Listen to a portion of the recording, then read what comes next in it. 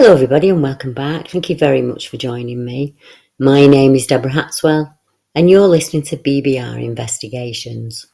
Today I have something very different for you, as I'd like to discuss the dark, foreboding, scary and infamous cannockchase. As many of you know, I've been collecting reports from everyday people, members of the public, who've seen all manner of strange creatures and other unexplained things on the chase itself and its surrounding areas for many years now. I've compiled a PDF of over 30 reports, some of which are exclusive BBR case reports, and some are already out there in the public arena. The PDF is available to read, and I can happily share it with anyone who would find it useful.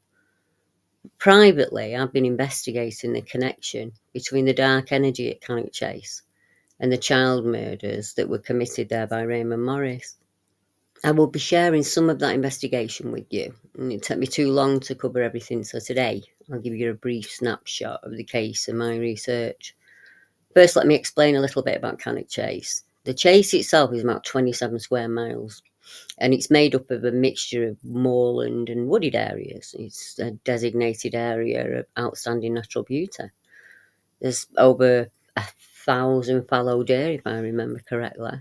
It's also an area of special scientific interest due to the rare nature that is found there.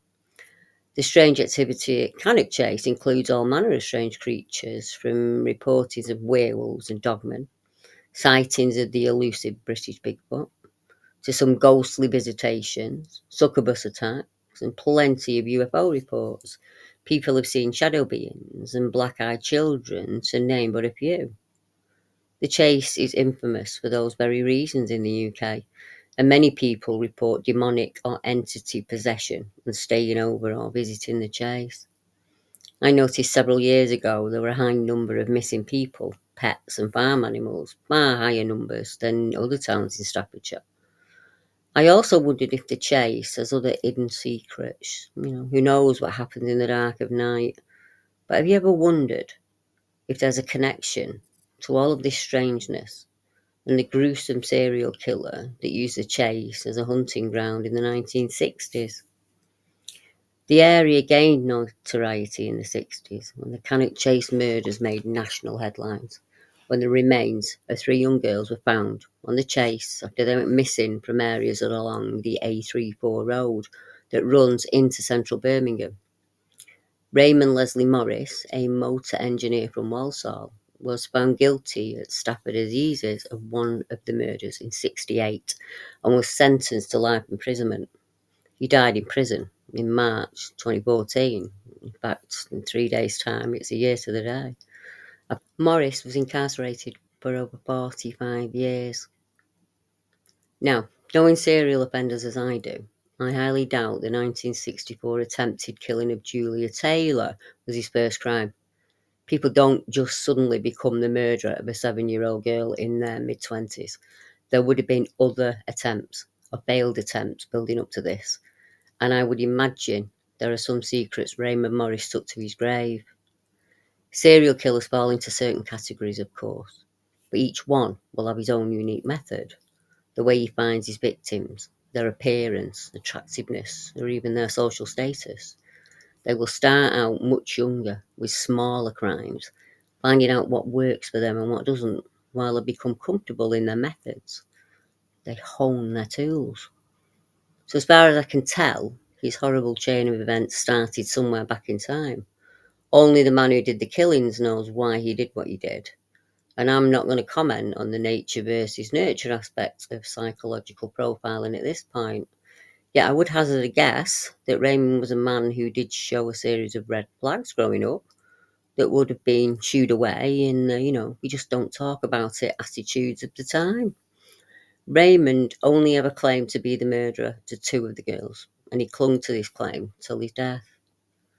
The attacks that we know of began, as far as I can tell, on the 1st of December 1964 in Leamore, when a man, believed to be Raymond Morris, persuaded 9-year-old Julia Taylor that he was her uncle, and using the excuse that her mother had sent him to pick her up and go over to her aunt's house to pick up some Christmas presents, it persuaded her to get in the car.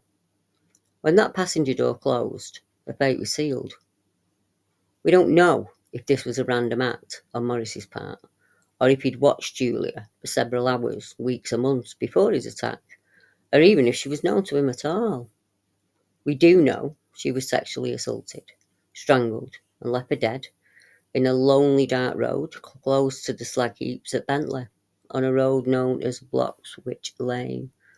A passing cyclist saw a bundle in the road and heard her cries, went over and investigated and realised it was a small girl, set about rendering aid and alerted the authorities. Due to their actions, Julia was saved from freezing to death. Julia Taylor could remember very little about her ordeal, or her abductor, or the vehicle, beyond sobbing and begging her abductor to drive her home when she realised that he'd driven past her aunt's home, and his conversation at that point became more lurid in nature. Then, on the 8th of September 65, 6-year-old Margaret Reynolds was walking to school in Aston, Birmingham, when she vanished into thin air. Within hours of Margaret not arriving at school, a search party was set up and over 2,000 people were sent out searching for her. Their efforts sadly ended in vain. Little did the search party know that within weeks they'd be out searching again, as less than 3 months later another child was attacked. This event happened on the 30th of December 65, when 5-year-old Diane Taft said goodbye to her brother Terence and set off to walk to her grandmother's house on nearby Chapel Street, Bloxwich. This is close to the area poor Julia Taylor was taken from. This seemingly random series of abductions and killings are following a pattern familiar to most serial killers. The time between the events narrows as the need for more and more of the thrill grows. Most killers lay low after their first successful kill, hence the gap of almost a year between Julia and Margaret. Further attacks then take place at smaller and smaller intervals. His desires are escalating, and this will rule his behaviour. We are looking at a man who fits in. He doesn't stand out as weird or strange like Quasimodo or Jack the Ripper. Each of the children were enticed, without force as far as we know, into that car. If I was profiling this man, I'd be looking for someone local, who looks no different to your male family members. He may be friends with them, or have knowledge due to being local that would put you off your guard. You might know the name of your aunt, or, one of your friends or your cousin. A man who knows the area he hunts and the area that he dumps like the back of his hand. He's probably married with children of his own, but the marriage would not be smooth sailing and he would rule the roost at home. I would also say there would have been stories about this man in the past concerning young girls, but with confidence and a glib tale, he would have turned that around onto the victims themselves. In the 1960s Britain, in the area of the famous Moors murders, there were missing and endangered children in every town and city in the UK. And sadly, that fact still stands. Back then, it was covered, hidden, kept within families, not talked about. And this will have helped our suspect over the years. Then, on the 12th of January 66, the body of a young girl was discovered by a workman in Cannockchase ditch at Manstey Gully. The police were called, and when the body was lifted out for recovery, another body was discovered underneath the first. Sadly, the news spread in the community that they had finally found Margaret Reynolds and Diane Taft. With a huge hue and cry afoot, our killer goes quiet for almost 8 months. Was he worried now the 2 girls were found and could be tied back to him somehow? Was he hospitalised, imprisoned, or in a relationship or job that impedes his lust for that time frame? As he found a victim, not willing, but closer to home, that he can do with what he wants? Or were other offences committed, and never reported during that time span? We just don't know. His needs would have not disappeared. In fact, he would be reliving the killings constantly, in imagining what he could do differently next time, and fantasising about his next victims. He may have saved trophies, a hair clip, a ribbon, a shoe perhaps, and in some perverse cases, he may have gifted those to a family member. And then it happened again. On the 14th of August 1966, 10-year-old Jane Taylor went missing close to Cannockchase when she was out on a bike ride. Her body's never been found, and Raymond Morris is widely considered to be guilty of her disappearance. She fits his pattern. In October 66, Morris was again accused of deviancy by two young females. He brought them to his home under duress, put them each in separate rooms, and began undressing them. Luckily, a lady who was out doing her errands saw the car, saw what happened, and reported him. The police brought him in. They brought in the two girls, and because they were separate and couldn't collaborate each other's story, all the charges were dismissed.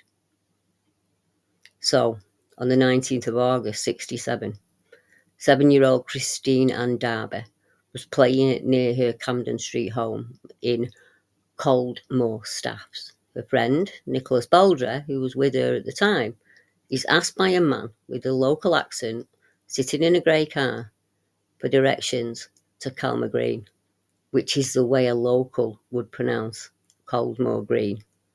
And I would imagine every brummie out there is screaming at me now, that is not how you say it, Deb. The same man then approached Christine and persuaded her to get into his car. Nicholas was the last person to see his friend alive, and it's reported that a similar grey car was later seen on Cannockchase, and it's thought to be an Austin A55 or A60. Again, search parties made up of police and locals are launched and could have been attended by our suspect. Then 3 days later, a soldier found Christine's naked body, hastily buried under some small pieces of bracken at Parrs Warren, just 1 mile from where Margaret and Diane's bodies were found. She'd also been raped and suffocated. Again, after the discovery of one of his victims, we see a quiet period from our offender, as it's not until winter of 68, some 15 months later. And on the 4th of November 1968, a 10-year-old girl, Margaret Alton, was building a bonfire for Guy Fawkes Night on some waste ground in Bridgman Street. Raymond Morris drove into the street, pulled up beside her in a green and white Ford Corsair and told her to get in, saying he had some fireworks and some rockets for her. The brave girl refuses, but Morris is insistent and too strong to resist, and he forces her into the car. This is reported again, and the police respond, and Morris is traced using the number plate and brought down to the station. A warrant is obtained to search Morrison's home, and indecent photographs of a 5-year-old girl are discovered. The photographs, taken in August of 65, are found to be of Carol Morris, who is his wife's 5-year-old niece. So there's his local victim we were talking about. Morris remained cool, calm and collected during the interviews until he provided alibis for the first 2 of the murders. An alibi is later his wife would pull back after seeing the photographs of her niece. He ends up at court again and he pleads not guilty to the murder of Christine Darby and the attempted abduction of 10-year-old Margaret Alton. He pleads guilty to indecent assault against his wife's 5-year-old niece. The police were able to provide several witnesses who had picked out Raymond Morris as the man that they'd seen in a grey car in the area on several occasions. As I said, his wife, who initially gave him an alibi, changed her mind when she saw the photographs of her own niece. Tyre tracks at the scene were said to match with Morris's car. And on the 18th of February 1969, the jury reached a unanimous verdict of guilty. His surviving victim, Julia Taylor, stood up and shouted from the gallery that was the man who had raped and left her for dead. The 300 people crowded in anticipation outside the court just to hear Morris sentenced to life imprisonment to a minimum term of 30 years because of the nature of his crimes. But there was outrage, and where many people were angry, as only 4 years before Morris would have hung for his crimes. Many years later, a female officer who had worked on the case disclosed her own thoughts about the investigation, the murderer himself, and the possibility of undisclosed crimes. Maureen Freeman had no doubt he was guilty, not just of the murders he was accused of, but of two others as well. Miss Freeman had only been with the force 2 years and was just 22 when she started working on the case, described as just the horrific, exhausting and emotional case I've ever had to do. Miss Freeman said piecing information together over a period of time has led her to believe he was guilty of other killings. And Scotland Yard confirmed he is a suspect in two other cases. Now, with DNA, we would uncover his secrets quickly, but sadly, does not seem likely. Miss Freeman stood next to him in the dock on the day he was sentenced, and she said, "I will never forget those cold, calculating eyes. He just stood there, staring. No remorse. Nothing. He was just the most cold, calculating man I've ever met." We cannot say what made Raymond make the choices that he did, because under all of the noise created by the case, his filth, and the arrogance he displayed, there is the knowledge for me that Raymond did what he did because he chose to. He's different to other people who see his crimes as abhorrent and the act of something or someone not of this world. And it has even been suggested over the years that he was possessed at the time of his crime. I think Raymond and the chase are connected. It's where he felt comfortable leaving his victims. He visited it many times, and we can only guess what he did when he was there. With reports of hooded figures, active black magic covens, and all manner of satanic panic, Cannock is known as a hub of negative energy.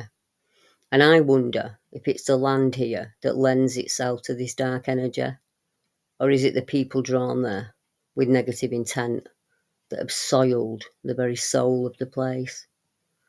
I've spoken to witnesses who've been on the chase alone when they've been confronted by a huge dark mass that they feel has come to take their very soul. One man had a demonic attachment after seeing a similar lurking shadow being in 2012, and he turned to the church for some release. He felt that he had a demonic attachment after seeing it, what he described as a lurking shadow being. I have other cases, other witnesses who've also seen robed figures or heard demonic laughter on the chase. We can look at some of those cases after we hear from a local bar owner who believes the building is haunted because of the murders committed by Raymond Morris and the other tragedies that have happened there. Paul Donner, who owns the Parkgate Inn, Cannock Wood, is considering calling in experts after a spate of unexplained occurrences. Ghostly figures, floating orbs, and inexplicable temperature changes have been reported by staff and visitors to the pub, parts of which date back to the 1600s. Paul said, "I've experienced many things at the pub which cannot be explained. It is a notoriously paranormal and renowned area here for being haunted." Paul believes some of the unexplained going on could be linked to the death of a former landlady in 1969 and the murders committed by the cannockchase serial killer Raymond Morris. Paul is not the only local to experience ghostly goings-on the chase. One dog-walking couple in 2014 made a report when they encountered a giggling girl, no taller than 1 metre in height, who appeared as if out of nowhere further up the path in front of them. And they said, "We stopped dead in our tracks after noticing her eyes had no colour. Her head was tilted to the side, in much the same way it would have been if she'd been hung or had her neck broken." Another report in the area is happened in Birches Valley, and that describes a mother and daughter. They were chasing after the sound of a screaming girl. They came across a girl who looked no more than 10 years old, with her hands over her eyes, like she was waiting for a birthday cake or a surprise, who lowered her hands to reveal her eyes, which were completely black, with no sign of any iris, no white. just nothing. And then she vanished. I have a case that mentions 5 robed figures in a circle of dead birds, and it came in through an investigator named Seb Chaos. I have a report for you, Deb, from a local man, and it happened on the canal, just off the side of Benford Nature Reserve, when the witness was wild camping behind the canal side walls. It was December when he was camping. The trees were mostly bare, and the witness said he could see, at night, straight across the lane above the canal, and from there he could partially see 2 robed individuals at first, that he eventually learned was a group of 5, and they were walking with purpose into the woodland. He sat unseen, watching the strange figures, up until they left, and he saw the 5 people get into 2 vehicles. He said he could clearly see flickering flames, and he distinctly heard the fluttering of wings, as well as, disturbingly, simultaneous chanting in what he said was a language he did not know, but he was sure it wasn't English. When he climbed out from behind the wall and went up the lane, down that dirt track, he said he found 5 ducks that were positioned in a sort of circle, that all had their necks removed. They were placed feet together, wings down flat against the body, and the necks on the birds all pointed outwards, except one that was upside down compared to the others. Another woman who was walking home on the bridge described seeing a demonic figure sitting with his profile away from her. As she got closer, she said that she felt that it was a demonic animal, a human of some kind, and it jumped from the bridge to the canal side below. And she said, it looked like something with a monkey type of face. I'd say it wasn't a suit. It was covered in dark black hair. When it was launching itself down from the side of the bridge, I saw the shape of the face. I couldn't see the face head on, but from the side profile, I'd say this thing had a great bloody muzzle. I honestly don't know what to make of it, but I knew I had to get over the bridge and go home, and it was right at the edge by then. I held my breath. I just walked the last few steps, staying close to the middle of the bridge, because I kept thinking I was going to be grabbed by this thing and taken over the side. I just reached the metal gateway that you walk on one side and then round the other to the opening, and I was just about to get a sigh of relief when I heard what I can only describe as a demonic laughter or a taunting cry of some kind. I know it was coming from the side of the bridge where this thing jumped, and it was the most frightening feeling knowing this. Did I witness to see a werewolf, or was it something else? Another type of being or entity showing itself in a way that would scare her the most. She described the laugh as demonic, and she felt a foreboding evil coming from the beast. This happened very recently, in the autumn of 2022. Around the same time, I received a flurry of reports from local people living on the chase. One man wrote to me after his wife was out with a running club when they encountered a ghostly-looking girl who was all alone in the middle of the woods. They ran past her, felt some concern, and turned back after a discussion to see if she needed help, to which she promptly vanished. Then the same couple had an experience with a strange dog-like creature at the side of the road when they were travelling with their brother-in-law in the car. They said, what can we say about Cannockchase? It's a very strange place to some degree, really. Obviously, we've lived here a long time, and it's one of those places where you can feel fine and content one minute, then at others you feel uncomfortable. We spent a lot of time over there, obviously during the daytime and dusk. We only ever drive through there at night. There have been times when we were over there with the kids and everything's fine, and then you walk around the corner and you feel like there's something there, even though there's not. There have also been some really weird deer mutilations which have been found around the area in the past. But what we saw in the car was definitely not a normal animal, and the husband said, the strangest part about the encounter for me was that I had no fear of what I was seeing. I guess in the car you feel secure. Hence, I shot back for another look in reverse. As for what I saw, I'd say it was definitely dog-like, It had rear hind legs that were like the legs of a wolf. I can't really explain it in any other way. I never caught sight of its face or any part of the front of its head. I didn't see its front legs that I can remember. It had mild stripes of colour in its fur on its back end. The first thing I said as I slammed on the brakes was, "Did you see that? It looked like a fucking tiger." As crazy as that sound, that's what its colouring reminded me of. But I got a better look at it, I could tell it was definitely canine, like, the legs, the shape of them, but they were much bigger and really strange. I have a recent report coming in from a young couple who also used to drive around the chase at night, or sit in their car, sometimes being the only people for miles around. Our witness was 17 at the time, and she was 35 when she reported it. And she was sat in the car with her boyfriend. She said we'd drive over there quite often, if we wanted some alone time. They're driving down the road in about 50 mile an hour, and something run clear out in front of the car. She said it was a clear night, quiet, and there were no other cars on the road other than us.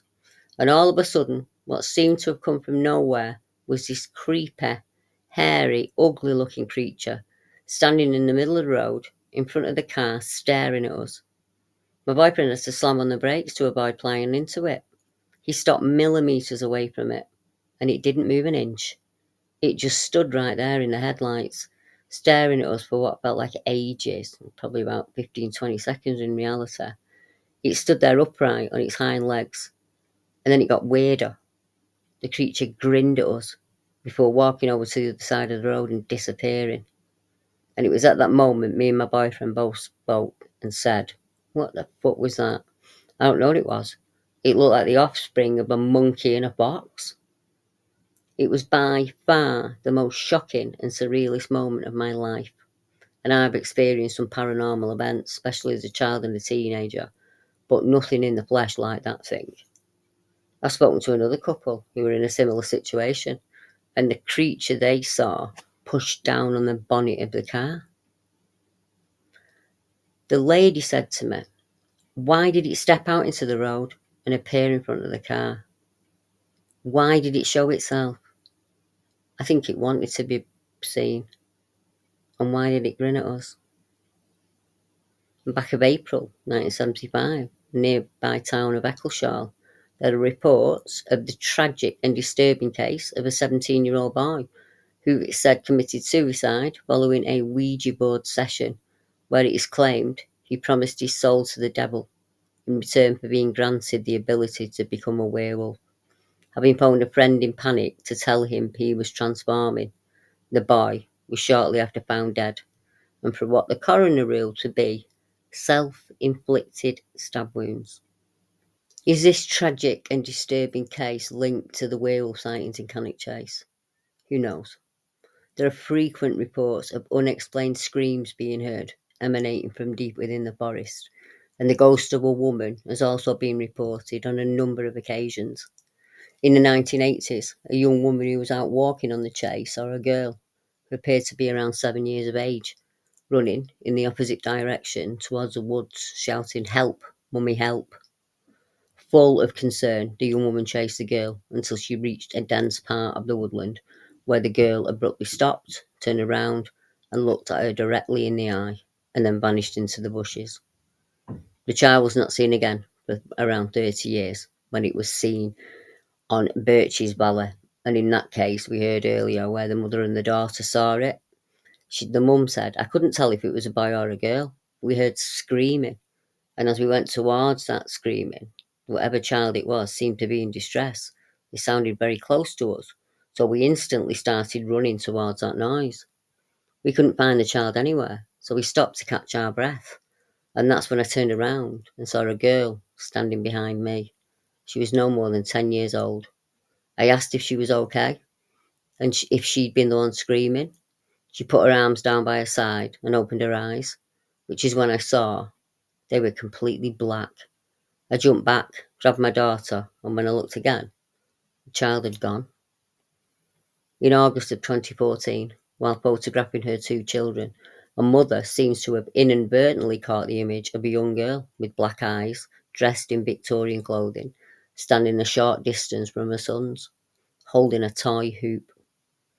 The most curious and most credible of images, it is said, were taken by a 57-year-old Christine Hamlet, and she claims that she was able to get spiritual communication with the entity that she believed was on the chase. This all may go, some way to explain the horrifying appearance that people see. I mean, these black-eyed children on the chase just sound awful. Are they demonic in nature? Are they entities intent on causing fear and danger and even harm to those who are unfortunate enough to encounter them? Or are they the children we see, the victims of Raymond Morris? Jane Taylor's never been found after her disappearance. She went on the 14th of August, 66. She was 10 at the time. Is she showing herself so she can be found, return to her family? Earlier I mentioned the Moors murders, and even with today's amazing forensic breakthroughs, we have no idea how many children lay buried up on that moor. And it may be the same for Cannockchase. In places on a clear day you can see from one to the other. Castle Ring is a high point on the land. All those miles could hold secrets, not only of Raymond's, but of other victims who have found the chase to be their grave. We know several prisoners of war would not venture out of the camps at night as early as 1916 due to the screams and the cries that they heard in the forest at night. There's also the Commonwealth Cemetery, several military defence installations in the area, the Pie Green Tower being the most well known. It was rumoured that during the war some strange experiments were carried out at Pie Green facility, where a local woman was impregnated with pig semen in a strange series of DNA modification tests. It said one woman carried a child full term, to be told that it had died at birth. After the disaster, people began to make claims of seeing a half-man, half-pig-like being running through the woodlands of the chase. Others say the experiments were far stranger, and the story of the pigman was made up by the military to hide, really, the real goings-on. So there lies the mystery of the chase. And at this point, I'd usually end the podcast and promise to see you all next week. But I can't do that this week. Something in me has changed. I closed down my studio for the night, went for a hot bath, relaxed as I usually do after recording. It's something I've learnt to do over the years, and it's how I centre myself. Some of the cases I cover are very malevolent, and I encounter negative energy, people and places often. Discussing those cases brings some of that negative energy back to me. It's like a smudge and I can't shift it. So a good cleanse, reset and a chill is normally needed. It's become a little routine, a ritual perhaps, when I use in conjunction with others to keep myself from being bombarded by negative souls. Nothing fancy, some bubbles, the odd candle, some elemental cell. It's just a process. I have to fight for quiet times. But that can be the time when I'm so relaxed that my mind wanders back. So whatever's been niggling me, whatever I chose to ignore when I was putting the cases together to share with you all. I'm human, and some cases and places still hold fear for me. And Cannockchase is one. I get cases there constantly. I mean, you'd think I'd be forever up and down the M6 happily investigating. I have a couple of friends there, like my good friend Steve Hebbigan, who's been a joy to meet. But my last 3 visits to the chase, I found myself entwined in some negative energy by being around and in contact with the wrong kind of people. And it's taken me years to shake that off. I avoid the very name of the place and put off going there as much as possible. I don't even like passing it. So since 2020, I've stayed up north. No matter how dedicated you are at your craft, how brave or courageous you think I am, there are still cases that I avoid. Every researcher and investigator has them. It's my version of Moby Dick. Cannockchase shouts my name, and I ignore it as best as I can. I work the cases when they come in, but I won't go down there, as I know there's something demonic down there, and that is not a word you will hear me use lightly. I don't believe in satanic panic, pumped out by the church and the media and the web. Not everything you see and hear is a demon. I mean something ancient, brooding, as old as the wheels of time, and Castle Ring is its domain. I know people who've been its victims, and I know people who were bathed in its aura and offered their soul as a reward. They are darker inside than the night. I've tried to tell the story of the girls a couple of times over the years, but I have never spoken publicly about my interest. If a case comes in that is close to where one of them vanished or was found, it sends a shiver down my spine. I shake it off, I write it out, and then I close the book on it. As I did with the case of the young couple in the car who saw a werewolf step out in front of the car. I realised at that point I should speak on the possible connection between the negative energy in the area, make people aware, so to speak. So there I am. Everything's written out neatly, ready for me to voice. I close up for the night, get ready for some me time, all the while ignoring a niggle that I cannot shift. I'm all relaxed, and I realise like a bolt of lightning that Jane Taylor is still out there. And I have a unique set of skills that could not only tell the story to the world, but possibly narrow down an area where she can be searched for. Not only am I sensitive to energy, people and places, I'm also quite proficient in spotting patterns. It's one of the reasons I map things. It's a way of forming ideas for me. We've all seen the detective novels and, the movies where there's a huge wall with images and writing laying out the case, and lines of pen or string linking them all up. They look like visual nightmares. But to the detective in charge, he can read it like he can read his own face. Geological profiling is an information management system, really, an investigative tool that can evaluate locations. So basically, a burglar will burgle where he's comfortable, it's a skill that the police use to look at predicting future crime or to pin down an offender's area, Um, and it was honestly, it was came up with by a guy called Rosso who invented it. Him and two, if I remember correctly, two professors. I learnt about it in my early 30s, and it was a system I found easy to apply as I had prior knowledge of it. Not from studies of doctorates, but because I was told something by my grandfather that I have never forgotten. We were at a horse fair, and I was really tiny. I think I was about 4 or 5 at the time. My granddad was a really kind man, but he was also wily, and he didn't suffer fools gladly. He was quiet, but when he spoke, we listened.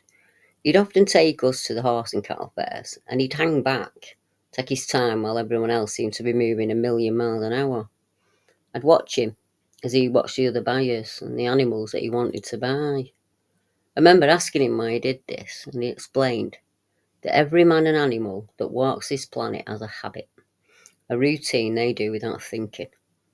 And you can see who are the worriers and who are the diverers. You see the confident and the sly if you watch for long enough. And as you watch, you get the measure of the man. His habits, how he thinks, how he acts. I'm not sure if it was my great granddad Lee who taught him that, or it was something he got worked out for himself. Maybe in his mum, she was wily as well. Regardless of where he learnt it, I was lucky enough to have a share in it. It's how I am to this day. I am a watcher, a reader of people. Combine all of those things, and regardless of fear, I've got to go back. I have to go back. Use my mapping and geo skills to see if I can find the deposition site of Jane Taylor. Now, with modern forensics, there will be far more information at hand I could use to trace the site. In a modern murder inquiry, we ask if this is the primary scene, i.e., where the murder took place, or are we looking for a secondary scene where the body was dumped? The two girls who escaped were taken back to his house and put in separate rooms. Did this happen with all of the victims? They were all picked up in a car, so he was cruising the area looking for a victim that fit the bill, or had he watched them for an unknown amount of time? Were they murdered at his home, then dumped, murdered in his car, and then driven to the scene? I don't have any of that information to hand. The first known crime of an offender is usually the closest one to home, and this ties in with Morris. And then they'll spiral out as he runs out of areas, needs to go further afield. Or he may leave the area due to work or personal commitments. I need to check his old addresses in conjunction with the girls' homes and deposition sites. Raymond was not a sophisticated killer. He was sloppy. He didn't take his time to disguise himself or his vehicle. He didn't drive far with the girls in the car. And he did not take time to hide them well. He tipped and ran like a fly tipper. These girls were nothing to him. They were a means to an end. And that's why he could dump them like that. Thin cover of Bratton was all there was between them being hidden forever and being found. Jane will not be too far from there. The problem I'm having at the moment is exactly where Jane was riding a bike that day on the chase. I searched online for that detail and I'm striking out. So I've decided to contact the police museum to see if they have any information on the cases in their archives. I've also drafted a Freedom of Information Act for the same information. I have applied for information on Raymond Morris, his old addresses, his workplace, anything that's available to be shared publicly. Then I need to submit a request to see any unseen police files on the case. I also hit Ancestry. I wanted to know if there was a family connection between Julia Taylor, the first victim, and Jane Taylor, the victim that was never found. The same last name could be a complete coincidence. That can happen in towns, but I need to look into it. I managed to track down a second cousin of Raymond Morris, who actually amazed me by messaging me back, and he supplied me with some information on Raymond's early years that's astounding, but I need to confirm it before sharing with the public because it is of a egregious nature, you know. Families hold the darkest of secrets, don't they? For the small amount of geo work I've done so far, I've identified 3 possible areas that could be worth searching in the hopes of uncovering some clue in the disappearance of Jane Taylor. Raymond never takes his victims south to dump them. In every case, they were picked up very close to his home, which was right on the A34, and he used that road to go north. In some cases, within several streets of the tower block where he lived, on Green Lane is where he picked his victims up. In each instance, there is a certain distance between the pickup site and the deposition site, and I can use that distance to factor into the areas to search. But of course, I'll keep narrowing down the circumference as more data is uncovered and added. Eliminating variables helps us to see red zones at an ever decreasing rate. The smaller the red zone, the better it is for the search. So I have to go back and look at each deposition site with my eyes. I've got to get my eyes on the ground and see what's similar within them and try and replicate that in those red zones. But more importantly, I need to see if I can find her or her energy and make sure she isn't trapped there. She has the right to have a story told and the right to move on, and her family have the right to bring her home. It seems like a daunting visit. That place haunts me. But I'll just have to find a way. You know, no doubt it'll play out as it should. I will, of course, bring you any updates that I have on the cases discussed tonight. And my deepest sympathies go out to the families of these poor young girls whose lives were absolutely robbed from them. And if there's anything that we can do to help, I'm sure you'll agree that we will do our damnedest. Thank you for joining me today, and I hope you'll join me for future episodes.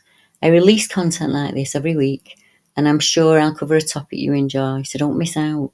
Hit that follow or like button.